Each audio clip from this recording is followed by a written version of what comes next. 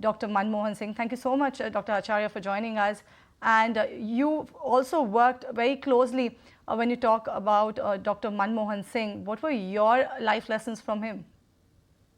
Well, Anisha, my life lessons, first of all, I have to say, I think he was one of the greatest public servants that India's been blessed with. And I think we should all be thankful for that. I think in terms of what his major contributions, especially during his time as finance minister, there were probably, in my view, four. First, the sort of opening up to the world economy, reduction of customs duties and import controls, liberalization of capital inflows like FDI and FII, and of course, most very importantly, the moving towards a market-determined exchange rate. Secondly, I think financial sector reforms, which are so important, freeing up interest rates, which were earlier controlled, opening up the banking sector to private banks, the development of the capital market, NSE, NSDL, SEBI, and I think thirdly, according much greater autonomy to the RBI and empowering independent monetary policy. Finally, I think he valued the creation of a top team of economic managers in both the Ministry of Finance and the RBI, and kind of believed in the importance of continuity of people, not just policies. The two go together. So those are some of the lessons I learned in my time with him when he was finance minister in the Ministry of Finance.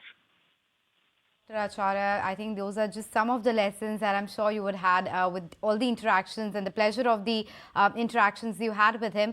But since you were working with him at close quarters, let me attempt to ask you this difficult question. It is a bit of a hypothesis, but if he was right now, let's say, in capacity of an RBI governor or finance minister, what do you think would have been the most important thing that he would be looking at or wanting to do?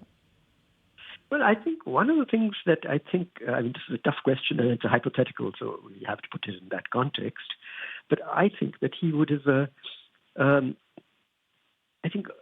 one of the few people who understood the importance of foreign trade to our economic development, growth, and everything else, growth and employment, I would say particularly. And he, if you remember, aside from his reforms in the 90s, he is one of the people pushing for having, more integration through regional trade agreements, FTAs, and so on. So I think if you were there, you would have today probably seen India far better linked with, free trade agreements, whether it's RCEP or the CPTPP and these, which I think are, particularly in an uncertain world, very important because you have, if everything is shifting, power politics is shifting internationally, economic stuff is shifting internationally. It's very important to be engaged with economies that are growing fast in East and Southeast Asia. And that is something which I think he would have focused on, perhaps more so than has been done in the last few years. Right. Dr. Acharya, thank you so much for joining